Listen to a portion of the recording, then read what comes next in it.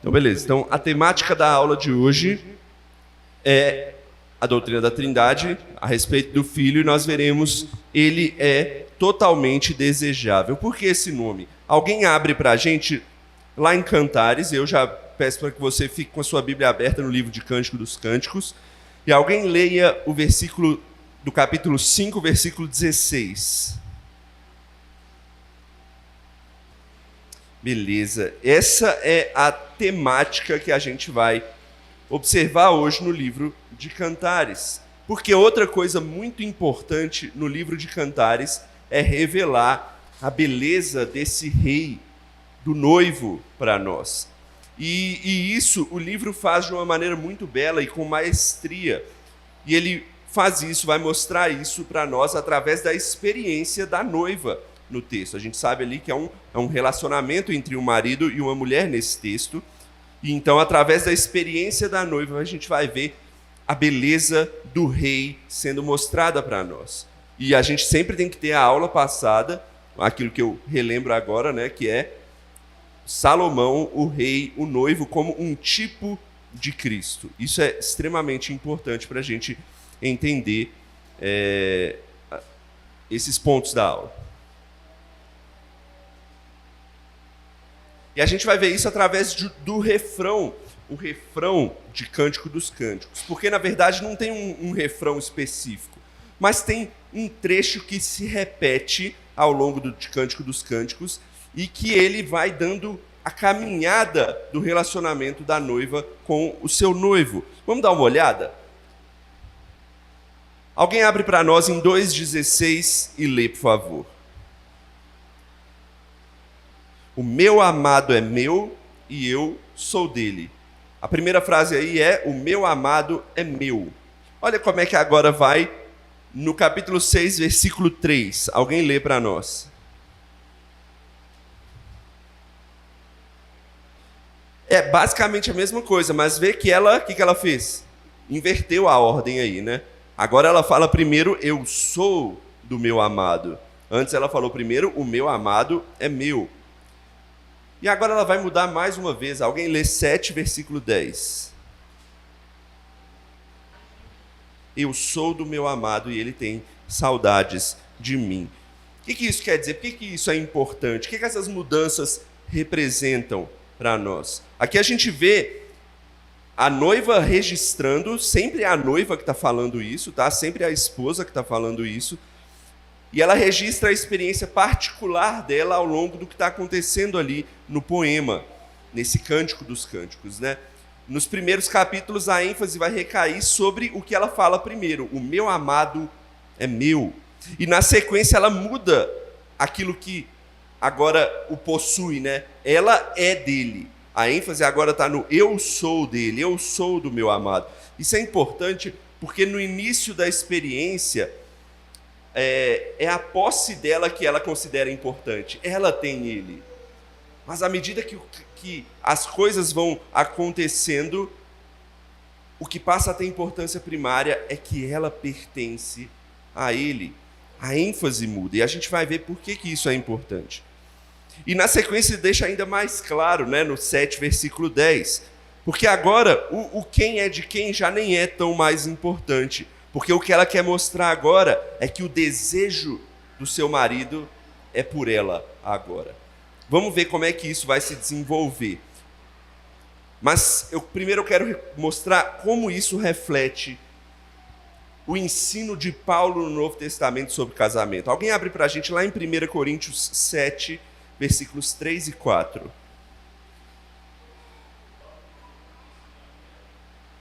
Olha que interessante o que Paulo fala para nós. Quem pertence ao outro são os dois. Um pertence a um, o outro pertence ao outro. Não é uma coisa individualizada mais. Agora você tem que se importar com a felicidade do outro. É isso que Paulo está ensinando e a gente vai ver um pouco, vê um pouco disso aqui em Cantares.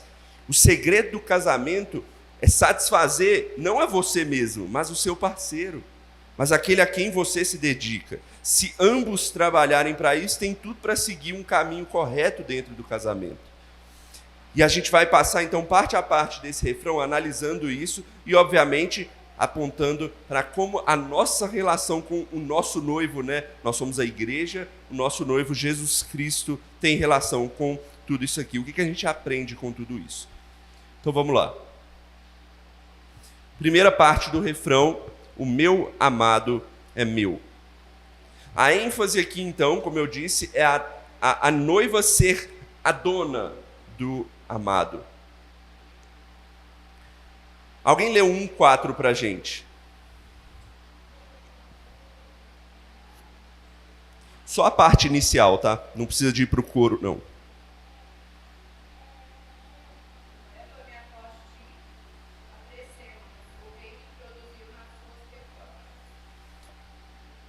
que a gente vê aí?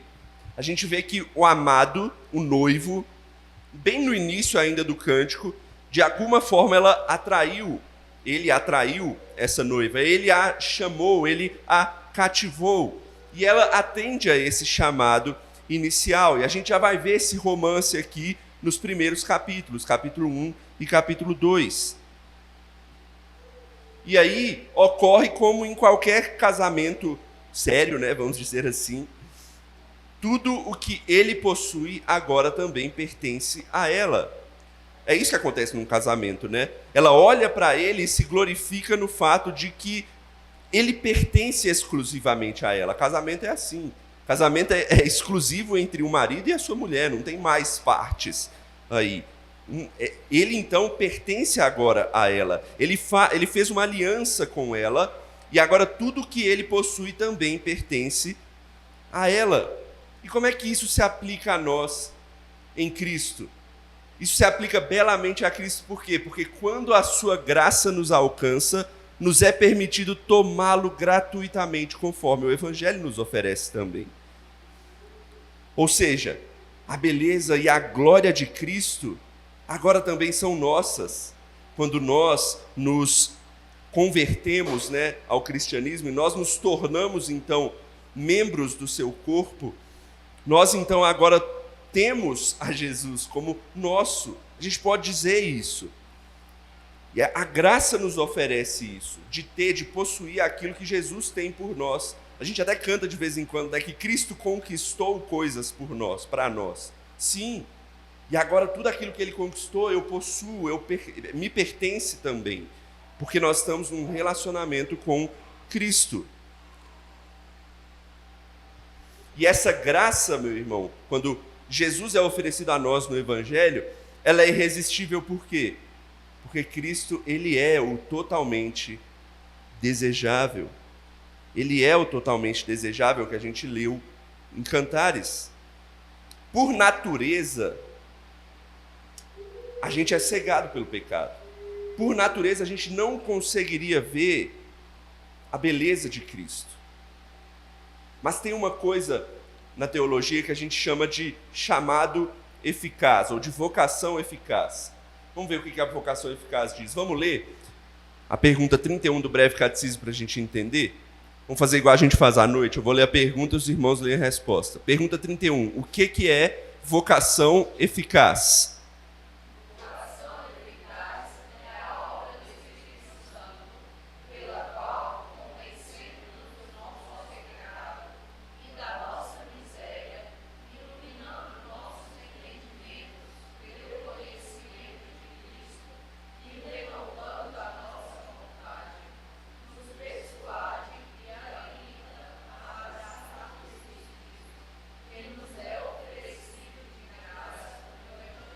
Perceba que é exatamente o que a gente falou aqui. Antes, se a gente não for convencido do nosso pecado, se a gente não for iluminado pelo conhecimento de Cristo, a gente não consegue ver a beleza de Cristo. A gente não consegue se mudar para aquilo que Cristo nos ensina. Mas a partir do momento em que nós somos chamados pelo Espírito Santo, olha o que diz, ele nos persuade e habilita a abraçar Jesus Cristo, que nos é oferecido de graça no Evangelho. É por isso, meu irmão, que sem um chamado eficaz que nos habilite a abraçar a Cristo, a gente vai ser como Isaías 53 nos ensina. O que Isaías 53 nos ensina? Alguém abre para a gente lá em Isaías 53, 2.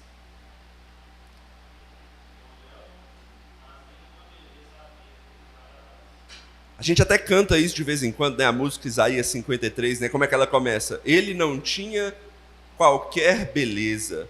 É assim que a gente vê a Jesus quando a gente ainda não foi transformado pelo Espírito, não foi chamado pelo Espírito.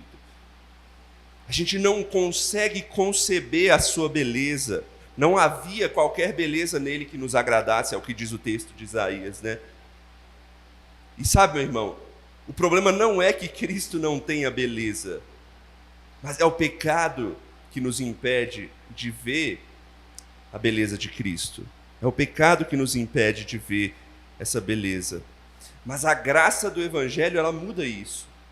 Ela nos habilita a dizer, igual a noiva diz aqui no texto, sim, ele é meu, ele é o meu amado, eu o tenho, tudo que ele é, eu tenho, tudo que ele faz, eu abraço para mim.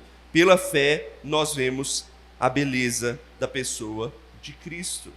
Pela fé, nós podemos dizer de fato, ele é o meu amado. Meu irmão, quando Cristo ele veio à terra como homem, na sua humilhação, né, a gente chama de estado de humilhação de Cristo. Por quê? Porque ele era Deus, ele é Deus, ele estava em toda a sua glória junto do Pai, e o que ele faz? Ele se encarna como uma criatura, como um homem, se coloca limitado dentro de um corpo humano, começa a passar por todas as dores e sofrimentos que o ser humano pode passar. É humilhação isso para o próprio Deus. Ele se humilha, ele faz tudo isso. Mas nada disso compromete a sua divindade. Por isso, a fé nos permite ver essa junção, o Deus homem e o Deus divino, né? A pessoa humana e a pessoa divina de Cristo. O Jesus que é glorioso, o Jesus que é Deus e quem o Pai tem prazer. A gente consegue ver isso quando nós somos habilitados pelo Espírito Santo. Todo o brilho da perfeição divina reside em Cristo Jesus. Não é isso que a Bíblia diz? Lá em Colossenses 2, não precisa abrir lá não, mas lá está escrito, pois nele habita toda a plenitude da divindade. Se isso não é beleza, o que seria beleza? Ele é a imagem do Deus invisível. É por isso que, aos olhos da fé, ele é totalmente desejável. Aos olhos da fé, a gente consegue ver a real beleza de Jesus Cristo. E é por isso que a gente pode dizer, ele é o meu amado. Ele é belo naquilo que ele é. Ele é Deus.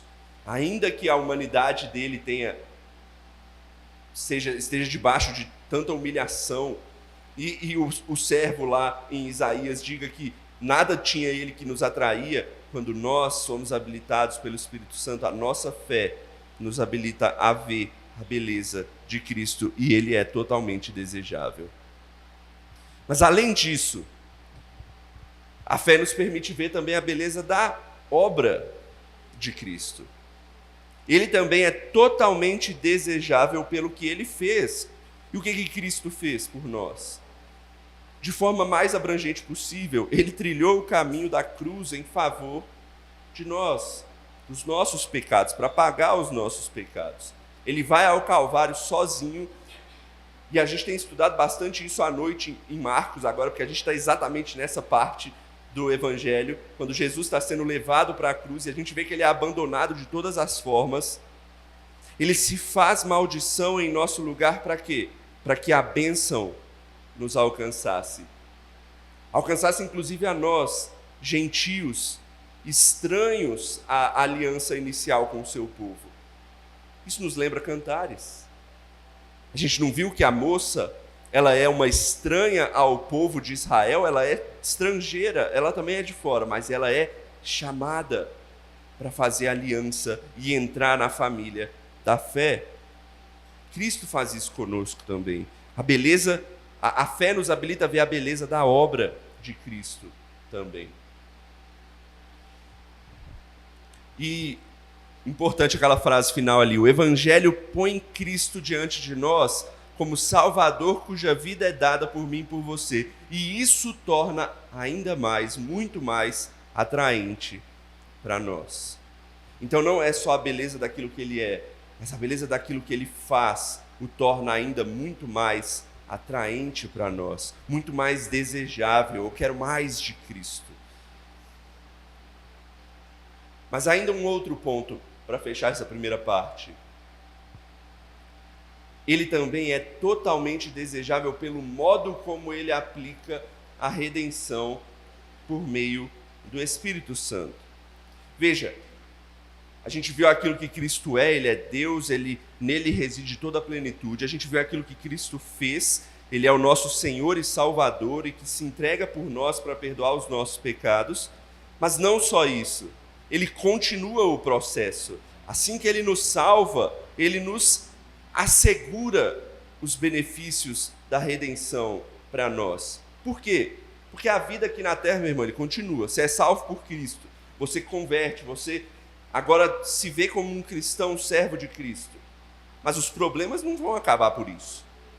Vai ter dificuldades a vida tem seus perrengues, tem seus problemas. E a gente vai passar, não é porque a gente é cristão que a gente vai deixar de sofrer essas coisas. Não, mas mesmo passando por isso, ele nos assegura os benefícios da redenção para nós. Mais ainda, ele continua trabalhando em nós e nos preparando para a sua glória. Inclusive tem um texto, é até batido, mas é importante a gente lembrar dele. Alguém abre lá em Filipenses 1:6.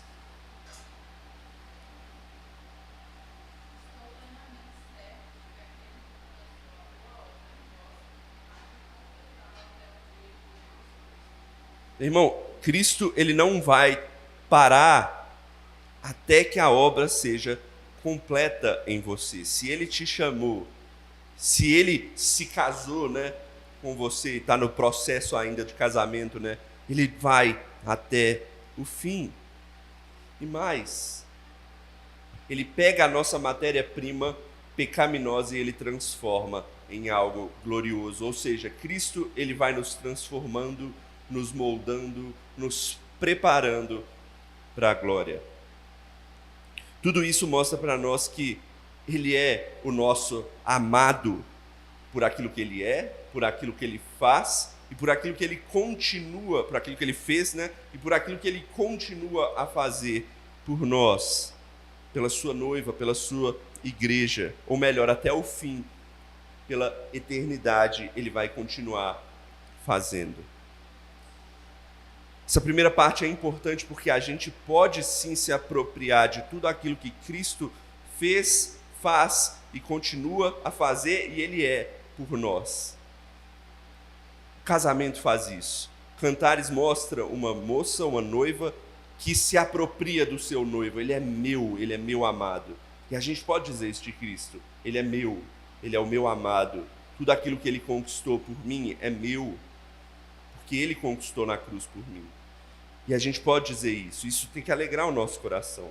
Então, meu irmão, em primeiro lugar, a gente pode dizer esse refrão junto com ela. Ele é o meu amado. Mas veja que agora ele vai mudar. Ela vai mudar, né? Lá no 6, versículo 3, ela vai dizer: eu sou do meu amado. Mas do 2, que a gente viu o primeiro par do refrão até o 6, tem um caminho aí no meio, né? Vamos tentar dar uma olhada nisso. Primeira coisa importante, poder dizer o meu amado é meu é uma resposta gloriosa. A gente viu que isso é bom. Mesmo assim, para a noiva do Cântico dos Cânticos, parar por aí é uma resposta inadequada. O que eu quero dizer com isso? Alguém leu 2, 10 a 13. Isso é logo antes do primeiro refrão, tá?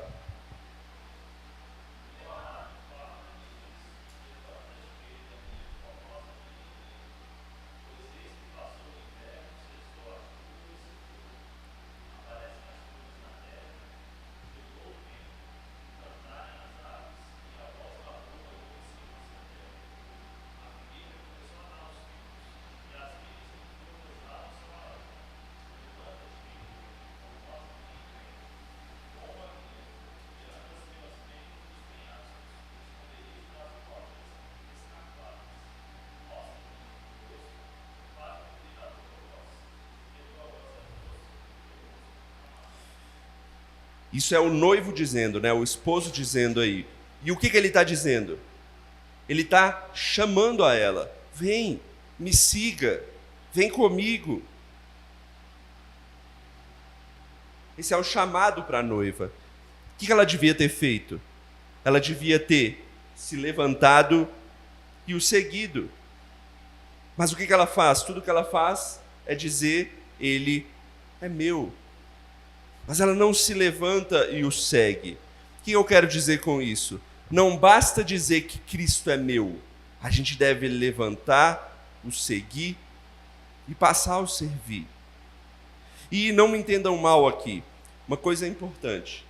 Deixa eu ver se eu coloquei isso aqui. Uma coisa é importante. Uma vez que você pode dizer que Cristo é seu, isso é o maior presente que você pode receber na sua vida. Porque você está salvo, sim, por toda a eternidade. Isso é ponto. Mas a vida cristã, meu irmão, não se resume à sua conversão inicial. Você não pode parar aí. Você não pode parar por aí, eu me converti, ponto, agora eu não preciso fazer mais nada. Não é assim que funciona a vida cristã. A vida cristã tem seguimento, ela tem discipulado também. É sobre isso que está sendo dito aqui. É sobre levantar e seguir a Jesus. Não basta a gente ficar onde está e dizer, ele é meu.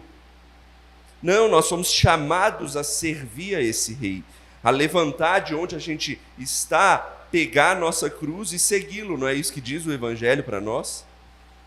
E aqui nesses cânticos, Salomão ele mostra a noiva simplesmente respondendo, exultando com a sua nova posse, né? Agora ele é dela, mas depois descobrindo que ele tem de tratá-la de maneira pessoal, gentil e exclusiva para que ela descubra muito mais sobre quanto ele é belo e desejável. Para ela descobrir isso, ela precisa galgar um caminho a mais, ela precisa ir atrás, ela precisa se levantar e segui-lo. Se a gente permanecer olhando para um casamento, se a gente permanecer somente com aquela paixão inicial e depender só daquilo, a gente está perdido. O casamento está fadado ao fracasso. Precisa se levantar, agir, cultivar, ir atrás.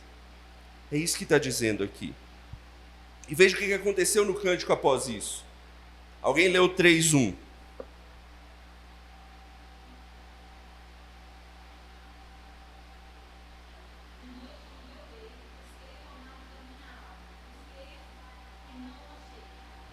Ela o procurou e ele já não estava mais lá. E ela o procurou e ela não o encontrou. Qual é a razão disso? Ele se retirou, meu irmão, para ensiná-la e a nós também, que a emoção de possuir Cristo não é um substituto à altura da bênção de obedecer a Cristo. Veja, ele a tinha chamado para levantar e o seguir, mas ela simplesmente respondeu o quê? Ele é meu, mas não se levantou e o seguiu. Aí então, ele se retirou para fazer isso, para ensiná-la, para mostrar para ela que precisa de mais do que aquela parte inicial. Assim ele a deixa ansiando por sua presença, consumindo-se por isso. E veja o restante, vê o capítulo 3, versículo 2.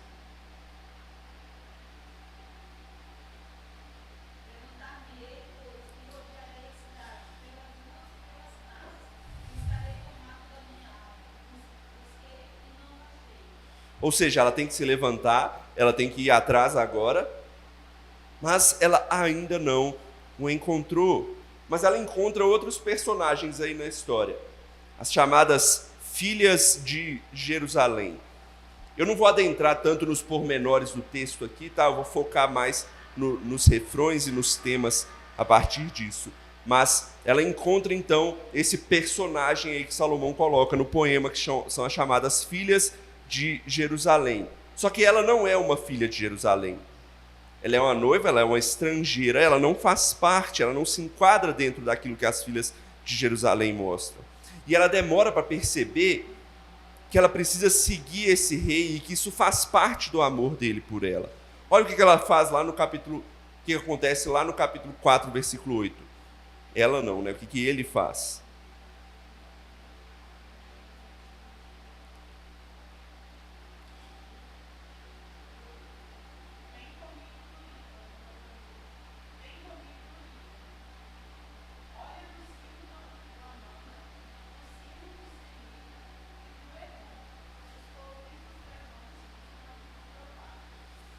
O noivo, mais uma vez, chama a sua noiva. Ela estava o buscando, mas mais uma vez ele a chama, mais uma vez ele está atrás para convidá-la, para chamá-la a segui-lo. Mas olha como ela está se sentindo agora, 5 versículo 6.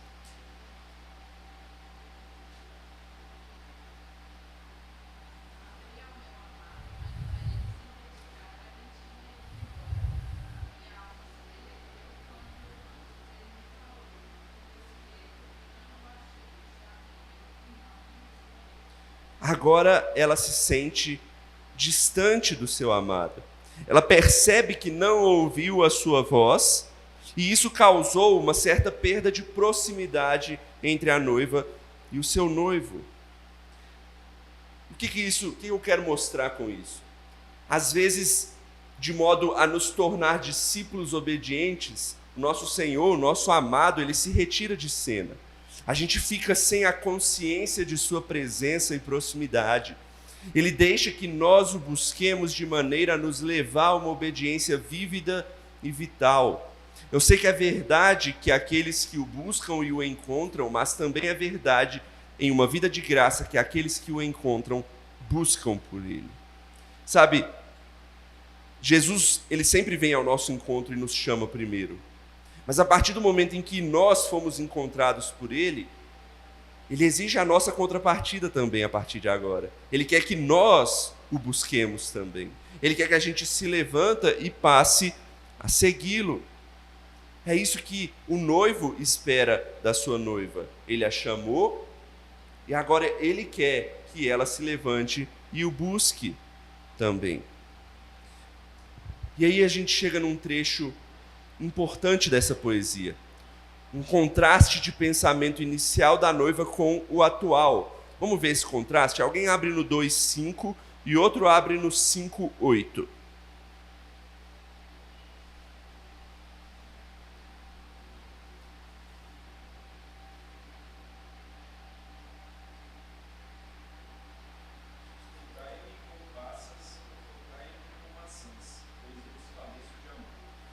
Ela desfalece de amor, lá no 2:5. E agora no 5:8?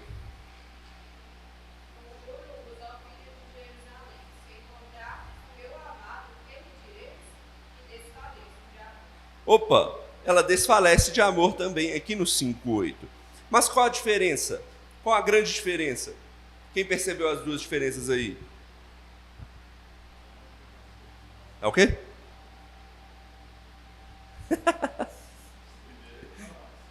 Exatamente. No primeiro ele está lá. E ela desfalece de amor porque ela o tem. Mas no segundo, ela não tem ele. Ele está longe, ela está o procurando. Mas ela ainda assim desfalece de amor, mas por outro motivo agora. Vamos olhar isso. No capítulo 2, ela desfalecia de amor naquelas primeiras excitações da descoberta de sua posse sobre o amado. Mas agora no capítulo 5 ela desfalece de amor não por causa da sua presença, mas pela sua ausência. Deixa eu mostrar mais esse contraste. No capítulo 2, ela diz às filhas de Jerusalém onde ele está. E no capítulo 5 ela precisa perguntar onde é que ele está. No capítulo 2 ela desfalece de amor porque ela tem demais dele, ela tem muito dele. E no capítulo 5 ela desfalece de amor porque ela tem menos, ela acha que tem menos dele. No capítulo 2, ela desfalece de amor quando ele a chama, mas ela é que não responde. Ele a chama, mas ela não levanta para o seguir. E no capítulo 5 inverte. Ela desfalece de amor quando ela o chama, mas agora é ele que não responde. No capítulo 2, ela desfalece de amor por causa de tudo que tinha à sua volta, na mesa de banquete, na casa do seu amado. Mas no capítulo 5 ela desfalece de amor nas ruas, né? A gente viu que ela teve que sair às ruas para o encontrar. Por fim, no capítulo 2, ela desfalece de amor porque ele está perto. E no capítulo 5, ela desfalece de amor porque parece que agora ele está longe. Vocês já devem ter ouvido falar num negócio chamado primeiro amor, né? A volta ao primeiro amor. Tem até uma música que o povo cantava, né, antigamente, né? Quero voltar ao primeiro amor. O que é esse primeiro amor? Opa, não tem ali. Ali é só o resumo. O que é esse primeiro amor? Nessa tal época de primeiro amor, nós somos tomados de amor porque descobrimos o quanto a gente tem de Cristo. Quando você se converte, você tem toda a efusão daquilo que Cristo oferece para você.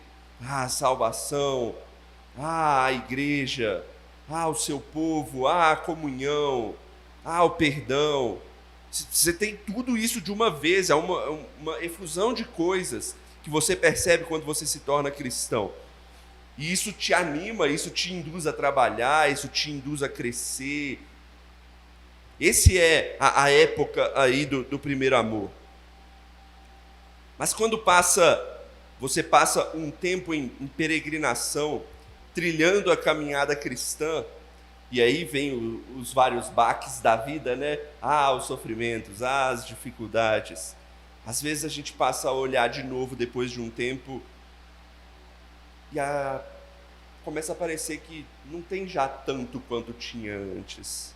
Parece que o tempo roubou muitas das bênçãos que eu via, dos sentimentos que eu tinha, das experiências e sensações da proximidade de Cristo. O tempo faz isso. Não é só o tempo, né? Mas aqui eu repito, e é importante eu dizer, né? Quando você passa um tempo em peregrinação, trilhando a caminhada cristã, às vezes a gente olha e não parece ter tanto. Parece que o tempo roubou aquela proximidade. E eu não estou falando de o esfriamento da fé necessariamente. Porque a noiva, ela diz que desfalece de amor. Não é que ela deixou de amar. Mas tem alguma coisa acontecendo. Tem alguma coisa que está parecendo que está distante um do outro. O que se faz, então, nesse momento? Quando você percebe que alguma coisa está diferente, já não tem aquele sentimentalismo do início, mais uma vez remetendo a casamento, já não tem aquele fogo da paixão. O que vai sustentar, o que vai fazer você perceber esse amor mais uma vez? O texto vai nos mostrar algo interessante. 5, versículo 9, logo depois, né, dela falar que desfalece de amor. O que as filhas de Jerusalém respondem para ela?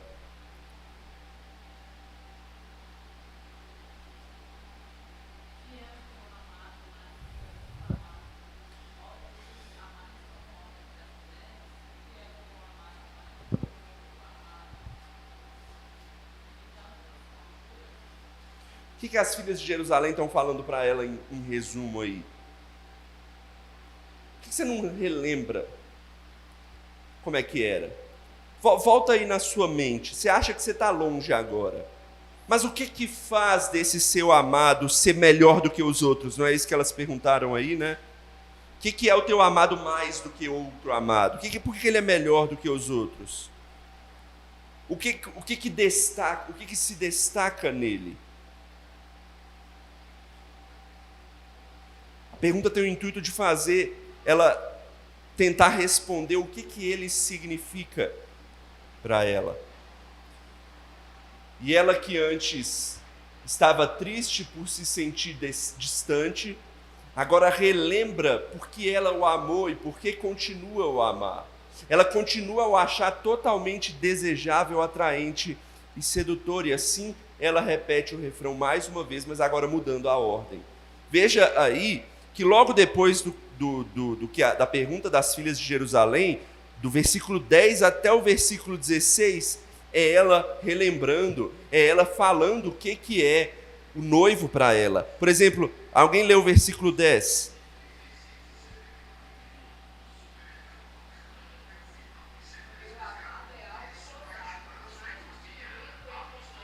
o mais distinto entre 10 mil. Ou seja, ninguém é como ele. Ninguém se parece com ele. Ele é superior a todos os outros. E aí ela conclui lá no versículo 16 que a gente já leu, né? Ele é totalmente desejável. Deixe-me ilustrar para vocês algo importante, para a gente entender isso melhor. Vocês já ouviram aqueles testemunhos de cristãos em cultos aí que tem, de igreja? Uma pessoa que pega o microfone, aí ela fala, deixa eu dar um testemunho aqui da minha vida cristã. Aí ela começa a falar. Normalmente, os testemunhos mais marcantes ali são de pessoas contando como se converteram, ou como alguém se converteu, né? Como alguém encontrou Cristo e Cristo mudou a vida da pessoa. Vocês já viram isso, né? Já compartilharam disso alguma vez. É normal, é comum que isso aconteça. Que você se lembre do momento em que Cristo mudou a sua vida, a sua conversão. De fato, e isso é extremamente importante. É bom, é uma experiência bela e importante da gente relembrar. Mas a gente tem que se lembrar que esses testemunhos, eles estão dizendo que o meu amado é meu. É o primeiro refrão. Quando Cristo te acha, te chama e você vai até Ele, o meu amado é meu. Essa é a primeira parte. Mas e o agora? Quão mais belo esse amor ficou com o passar dos anos? Com as dificuldades, com os sofrimentos que vieram. O raro testemunho que a gente quer mais ouvir é o que você aprendeu na sua peregrinação que mantém Jesus ainda atraente para você e até mais desejável do que antes para você. Como é que é essa caminhada agora? E você, depois de tudo isso, o seu testemunho deixa de ser ele é meu para ser o eu sou dele, como ela diz no Novo Refrão? Certamente, quando a gente segue Jesus, você deve ter deixado coisas para trás, talvez projetos, talvez sonhos para trás, desejos que você aspirava. Mas Cristo, usando as palavras do Cântico dos Cânticos, ele despiu como a noiva no cântico, que parece ter perdido tudo em sua busca pelo amado. Ela até usa palavras fortes no cântico para representar isso. Alguém tem o versículo 7 do capítulo 5. Lembra que isso é uma poesia, tá? Não é algo que aconteceu de fato, tá? Ela está usando palavras fortes para mostrar o quão desastrosa estava a situação dela nesse momento. 5, 7.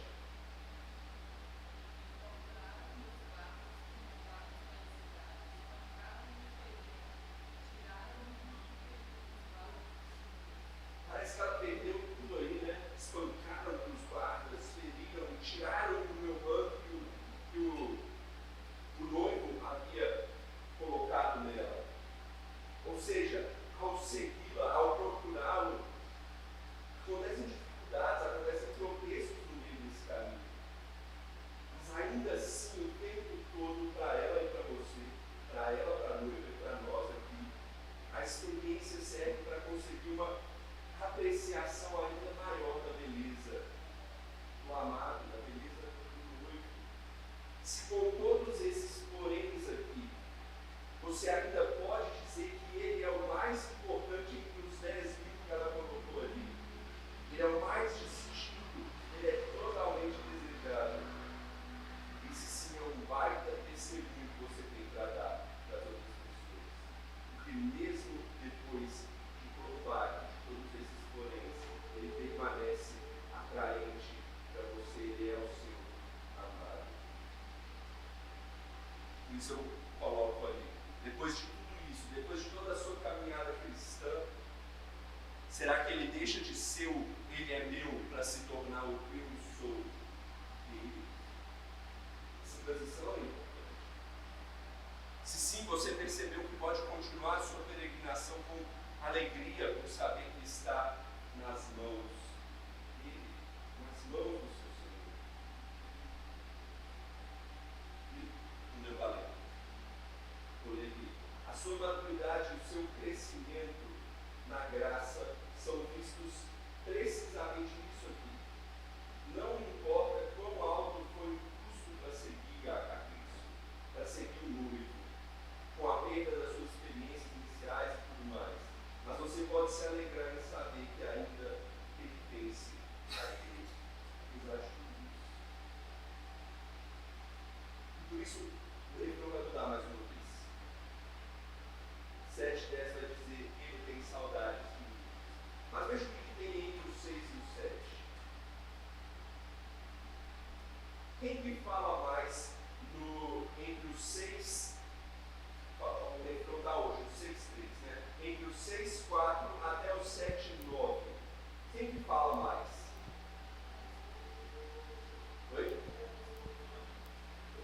o esposo, o noivo, ele tem frases enormes aí nesse meio. Ele tem do 6:4 ao 6:9, a esposa fala do 6:11 e 12 e o 6, um pedacinho do 6:13 e depois é o esposo de novo, do 7:1 ao 7:9.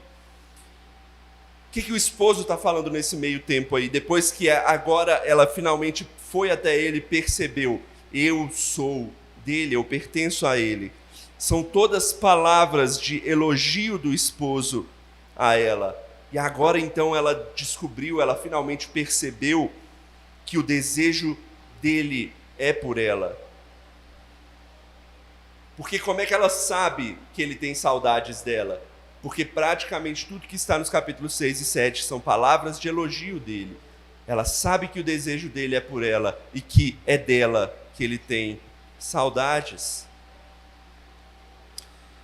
O autor do livro ele vai dizer algo importante para nós sobre isso. Ele diz assim, deixa eu ver se eu coloquei aqui.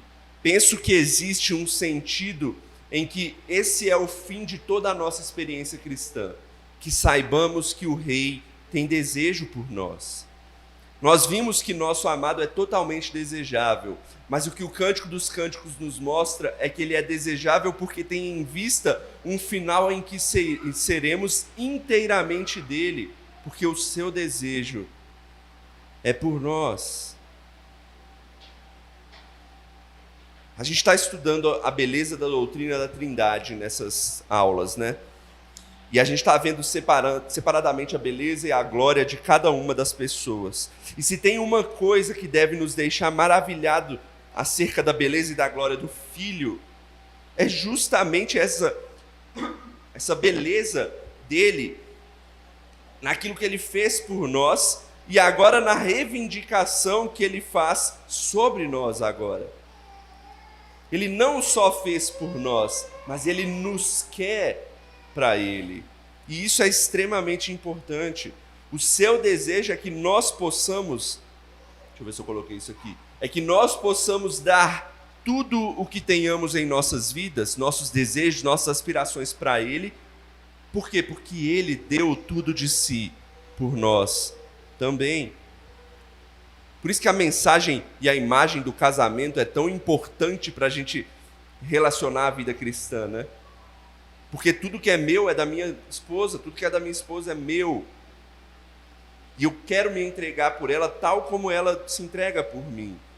E é isso que a vida cristã mostra também. Pessoas aí no mundo dizem, você tem que deixar tudo para seguir a Cristo. Sim, porque ele deixou tudo para dar a vida a nós.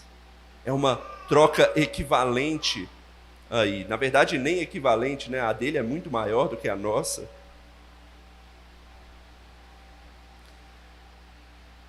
E, meus queridos, Jesus lhe quer porque ele lhe ama. Ele quer você todos os dias, ele quer se dar, está escrito errado ali, né? Para você, assim como ele quer que você se dê a ele. Onde ele diz isso? Alguém abre lá em João 17, 24. A gente está acabando. João 17, 24. Acabando até um pouquinho mais cedo hoje.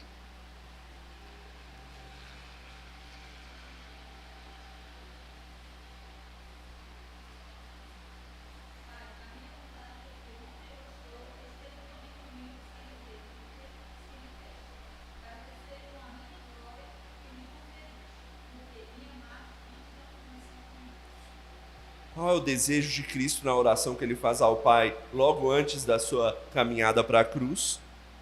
Mais do que tudo, ele quer que você esteja com ele aonde ele está, para ver a sua glória, para compartilhar da sua glória.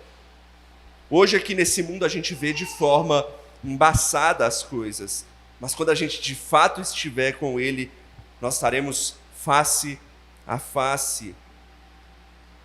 E que o Evangelho nos permita antecipar esse dia em que todos os desejos se encontrarão e serão satisfeitos em torno da ceia de casamento do grande Rei. É isso que a gente anseia, é isso que a gente almeja, quando nós estaremos perfeitamente com o nosso Senhor, o nosso noivo. Mas até lá a gente tem essa caminhada, e a gente passa por esses 3 aspectos.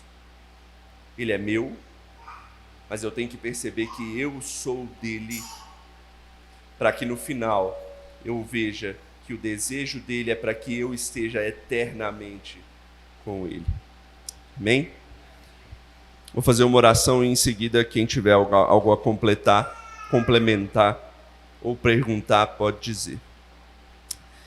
Senhor, meu Deus, meu Pai, obrigado, ó Pai, pela tua obra, pelo teu Filho, ó Deus, que veio a esse mundo em estado de humilhação, ó Deus, mas isso não apagou a beleza de quem Ele é e daquilo que Ele fez por nós. E obrigado, ó Deus, porque o teu Espírito nos habilita a ver a maravilha daquilo que Ele fez, faz e continua a fazer por nós, ó Pai.